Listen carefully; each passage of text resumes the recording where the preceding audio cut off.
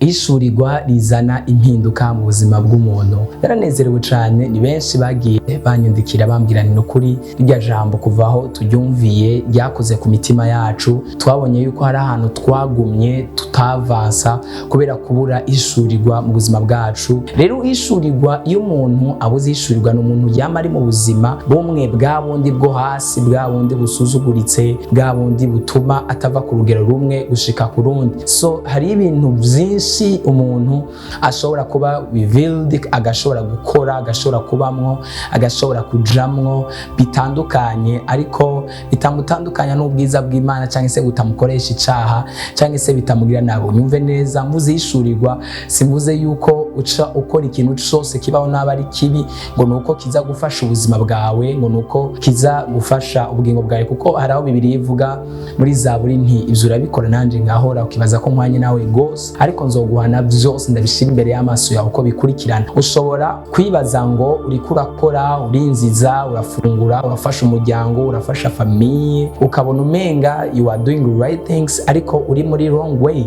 Imana izogushira hanze uko biri kose, Imana izogushira habona uko biri kose. Naho ushobora kubujya, naho ushobora kubayo neza, wambara neza, you dress well, ariko in wrong way bikaba biva mu nzira mbi, uzobijya, ariko iminsi y'igisuma iraharuye. Imana izogushira hanze. Ariko ihishurirwa ndiko ndavugaho ni rya hishurirwa umuntu aba revealed akavuga nti no, it is enough, birahagije, maze igihe meze uku mugabe Imana impaye ihishurirwa, let me begin to do this, let me begin to do something. Ihishurirwa rero narabasiguriye yuko rishobora kuva ku Mana. Imana ikaguhishurirwa tonight you sleeping, Imana ikaguhereza ihishurirwa, ikavugana nawe bitandukanye, ukora ibi, meruku, ikaguha amahishurirwa menshi atandukanye, kandi ugatangura kugerageza kwinjira muri ajya amahishurirwa yawe atandukanye. Cyane se Imana ikazana ama ide, ibyiyumviro bikaza muri wewe, ukaronka ideas, you are revealed, ukaronka ideas, ukavuga ni let me do this, let me do that, let me try this, let me do this. So this is what we call power of revelation. Revelation has power. Ifse inkomezi, ifse ubushobozi. Ihishurirwa rifise imbaraga zo guhindura umuntu. Ihishurirwa rifise ubushobozi bwo gukura umuntu hamwe rikamugeza ahandi. Ihishurirwa rifise ububasha. Ihishurirwa rihindura ishusho y'umuntu. Ihishurirwa rihindura ibyiyumviro by'umuntu. Ihishurirwa rihindura mindset y'umuntu. Ihishurirwa rihindura ibyiyumviro by'umuntu. Ihishurirwa rihindura place y'umuntu. Iyo umuntu agize ihishurirwa karibamwo kandi rikaba rigatera imbere, rigakunda, rikavansa, nagira ndakubwire yuko uyu muntu acatangura kugira ishusho itandukanye niyo yari afise. Abantu amufata uko gutandukanye nuko yarari. Abantu bose muri mu butumwa buherutse narabuze nti yuko abantu ntibakunda, barakunda gusuzugura ikintu giciriritse cyo hasi kidafadika. Umuntu ataca afise ni umuntu abasuzuguritse. Umuntu atazi nafise ni umuntu abasuzuguritse. Umuntu ntacari imbere y'abantu, premièrement ntacumariye abantu, ntacubafasha, nawe bwawe ntaco wimariye, nukuri kose uri umuntu asuzuguritse. Ariko nagira ndakubwire igihe cyose kandi niko isi yubatse. That's how the world is built. Niko isi yubatse kandi nta kintu umuntu afite kubihinduraho until Imana izokuduza, Imana ikaguhereza iyindi shusho, Imana ikaguha ikintu, Imana ikaguha icyo ushobora gufita, Imana ikaguhereza icyo ushobora kugira. Niho abantu bazotangura kukurespectinga, kandi uzorabe no muri societe aho uzungurutse, mu kibano aho baye, aho uri ahatandukanye, uzorabe niko biri. Abantu iyo tatufise ntacu bufise nyene, nta mwemwe ufise, nta mbaraga z'Imana ufise, nta bushobozi bw'Imana buri muri wewe bw'ukuri koko. Ubushobozi bw'Imana ngo ushobore kugira icuma ari abantu, nta mafaranga ufise, nta kintu gifatika ufise ushobora kugira icuma ari abantu. Reka ndeke kuvuga n'ibyo by'amafaranga cyangwa n'ibindi, mu majambo make nta cuma ari abantu. Naho woba uri mwiza bingana gute, naho uri muremure cyangwa se mugufi cyangwa se uri munini cyangwa iki, atacumaze ntacu bumaze.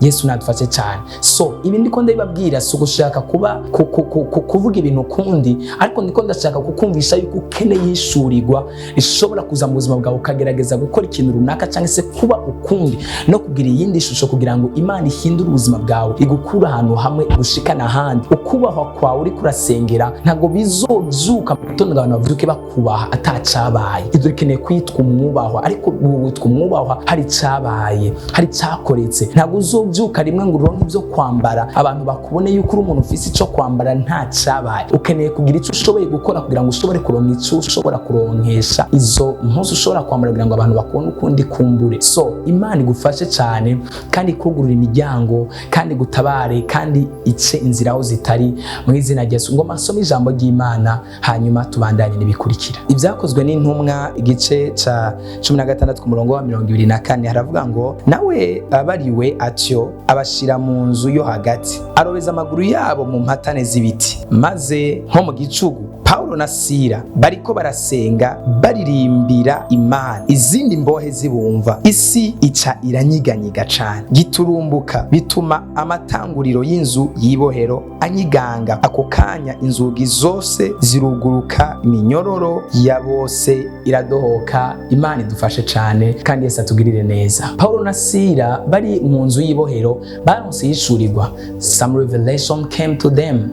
They were revealed. Begin to sing kugira ngo Imana ishobore kukugira neza kandi ishobore kugukura hano hantu. Nishurirwa baronse mu gikorwa gishobora gutuma bavanga muri iryo bohero. Nishurirwa baronse kugira ngo bashobore kuva ngaho hantu bagere ahandi. Nzobashingira intahe gihe kimwe yuko ushobora kugira ishurirwa mu buzima bwawe, hanyuma iryo ishurirwa wagize naho baguye muri situation runaka, nturinde kugwana intambara no guhasoringa no kugira izindi ngorane zitandukanye, ariko Imana ikaguhishura cyangwa ukaronka ishurirwa uburyo gukemura ibibazo kandi byoroshe. Hari abantu benshi rero binanirwa no gukemura ibibazo n'ingorane n'amatata bari hagati kubera ko bagifite ihishurirwa rikeya ryo gukemura ibibazo n'ingorane biba byaje mu buzima bwabo. So I want to pray for you kugira ngo Imana igushoboze iguhereze ihishurirwa ryo gushobora gukemura ibibazo mu buzima bwawe. Paulo na Sila ndashaka kuvuga kuri kino kintu, baririmbira Imana amaguru y'ababoshwe ubuzima bwabo buboshwe, hanyuma izindi mbohe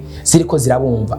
Others were outside, abandi bari hanze bariko barabumva. So ishurirwa baronse ryabugururira imiryango, byuguruye borders. Bagira ndakubwire uyu munsi hari ikintu Imana ishobora kuguhishurira. Listen to me very well. Hari ikintu Imana ishobora kuguhishurira, hari revelation, hari ishurirwa ushobora kuronka mu buzima bwawe uyu munsi, hanyuma ugatangura kujabuka imipaka kandi utategereza kuyijabuka. Hari ishurirwa ushobora kuronka, imiryango yari yugaye imbere yawe utanguye kurikora igatangura kuguruka. I'm right. Yesu nadufashe cyane. Hari ishurirwa ushobora kuronka, icyo ushoboye gukora right now Imana iguha ishurirwa ugatangura kwiyumvirwa ko n'abatategerezwa kukuyumvira, ugatangura gusabwa n'abatategerezwa kugusaba, ugatangura kumvwa n'abatari ngombwa no kukumva bagatangura kukumva because of your revelation. Imana iguhereza ihishurirwa rituma wumvwa n'abatategerezwa kukumva. Uyu munsi ushobora kuba umuntu wo hasi, you have no revelation, ariko Imana ikaguhereza ihishurirwa ikagutereka ahantu abantu bose bari muri place yo kukumva, ariko nta muntu n'umwe yari ngombwa yo kukumva, nta n'umuntu yari kugutega amatwi, nta n'icyo warufise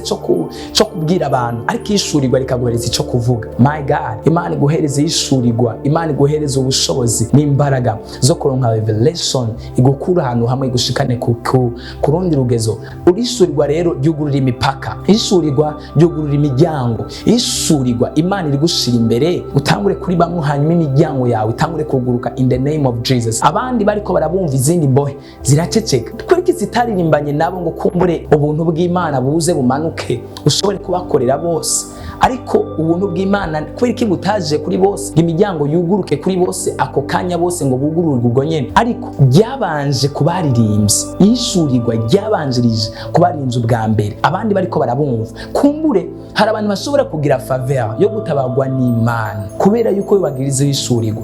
Kumbure wowe ukagira ishurirwa umwana wawe akabijyako akabibamwo, kumbure wowe ukagira ishurirwa abo muvukana, imiryango, inshuti, abagenzi bakanezerererwa intsinzi yawe, ariko nagenda kubwira icubahiro nuko bazoba bafashwe ntago bizoba cyo kimwe nko munkanye niyerekwa, nk'uwatanguje yerekwa, nk'ufisi yerekwa. Let me tell you, Imana idufashe cyane. Imana iguhereza yerekwa, kandi yerekwa rituje, yerekwa riguhereza guhagarara neza mu gakiza, yerekwa rigufasha kutavana n'Imana, kudatandukana n'Imana no kuguma mu buntu bw'Imana. Yerekwa Paulo na Sila baronse ryabagumije muri presence y'Imana, mbere ryatumye bahereza Imana icubahiro gusumba icubahiro cyose bagiha kuri Yesu Kristo. Avuga ni Uhoraho yaduhaye iyerekwa ryo kuririmba, ariko ntabwo ari twe twiyugururiye. Ubushobozi bw'Uhoraho nibwo bwatwugururiye icubahiro cose ni ca Yesu. Imana niyaguha iyerekwa ukaribamwo rikagenda neza, ntuze wibagire ko ariyo yaguhaye iyerekwa kandi yagushoboze kugenda neza na bijya bintu byose gukunda. Imana igushoboze kandi gushigikire. I want to pray for you. Imana ikube hafi, Imana ikwiteho kandi kwitwareke. My Father, in the name of Jesus, ndasengeye uyu muntu ariko aratwumviriza,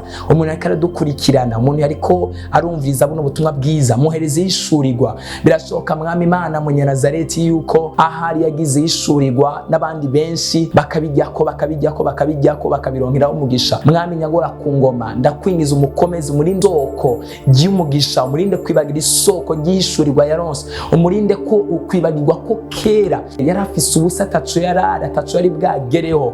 Mwami Imana Munyanazareti ariko umucira inzira, Ihishurirwa ry'ura rikomeza agera ku kintu kizima. Rero ndamusengeye cyane n'uyu atararonka Ihishurirwa, umwungurura amaso, ukuri igitambara gifutse ku maso yiwe, yinjire mu Ihishurirwa ryiwe in the name of Jesus Christ. My Father, umukorere igitangaza n'ibimenyetso, mwiyereke, mube hafi, umugwanirire, umucira inzira au nom de Jésus. Mana ndamusengeye ikintu cyose kimeze nk'inzitizi kuzima bwiwe kimubuza kwinjira mu Ihishurirwa ryiwe gikugweho mu izina rya Yesu. Mwami umufashe, umushigikire, muhereza aba destiny helpers bamufata ukuboko mu izina rya Yesu Kristo Munyanazareti. Amen. Ntezora Justin niwe mwari kumwe muri kino kiganiro citwa Power of the World, cyangwa se ubushobozi bw'ijambo. Yesu agushoboze kandi agushigikire, arushize kugira neza. Nongera nshimira cyane umuntu wese abasengera, umugwi usengera kino gikorwa. May God bless you, may God will reward you. Imana ibahezagire kandi bakomeze cyane, n'abapartaja n'abasangiza ubutumwa bwiza abandi